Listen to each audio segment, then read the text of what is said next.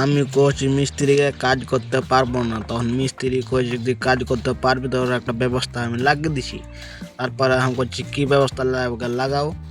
তারপরে আমি মিস্ত্রি হাঁকে দিলে পাঙ্খা উপরে টাইঙে আর আমাকে নিজে কইছে মশলা তুই বানা। আমি কইছি কি যে এরকম বুদ্ধি আমি কারু দেখিনি, তো আমার কাছেই আছে, বুঝতে পারলে।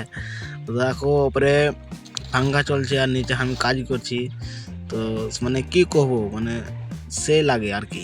তারপরে হলো মশলা হয়ে গেছে গিললে, বুঝতে পারলে না। তারপরে আমি সোচ থেকে একটা ভিডিও বানিয়ে এটা ভিডিও বানিয়ে একটা মজা আলাদা কি যে নিচে মশলা উপরে পাঙ্খা মশলা শুকাইছে, বুঝতে পারলে। তো সেই লাগছে অসাধারণ, মানে বুদ্ধিটা সেই। তো যাই হোক, তো পুরা দিনে রড বান্ধা শেষ করতে পারিনি, সে লিগে রাতে রড বাঁধছে আমার ঘে। তো একই ব্লগটা ভিডিওটা বানিয়ে নিনু তোমরা দেখাবার লেগে। তো যাই হোক, এটা ভিডিও দেখো তোমরা কেমন হয়েছে পুরোটা দেখাচ্ছি।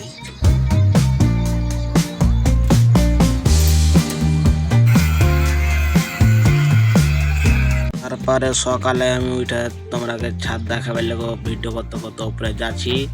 আর দেখো মানে কি কহবো, সে লাগছে ভিউটা সে।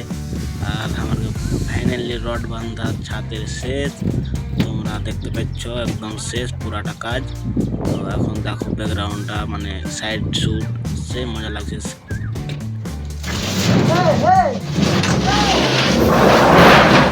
फाइनली यहाँ का छातेर जो सेटिंग ছিল সব ভাঙা হয়ে গেল কমপ্লিট। তো अब देखो তুই যাবে না হাম পা রাখলে ওরা পাশে পাশে দুনো জনে যাবে, এক থেকে ধরে ধরে পাশে মানে হেডা হেডা না মোটরসাইকেল মোটরসাইকেল পিছে পিছে যাবে।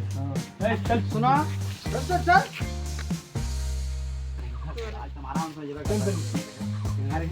তারপর ওখান থেকে কাজটা সেরে পানি পাঠাতে চলে এসেছি কবির ভুঁইয়া, বুঝতে পারলে। তো কবির ভুঁইয়া পানি পাঠাই তো কিছু ভিডিও একটা করিলি তোমরা দেখিয়ে দিই কীভাবে পানি পাঠাই। তো এখানে সামনে কবি হলো আমার ঘি, আর কবি এখানে কে যে দেখো এখন কবি দেখা তোমার কান্দন বাড়াবে যে ভাই কিনা হারি কান্দন বাড়াচ্ছে কিনা। তো কবির এখন দাম নেই, সে লিখি কবির অবহেলা।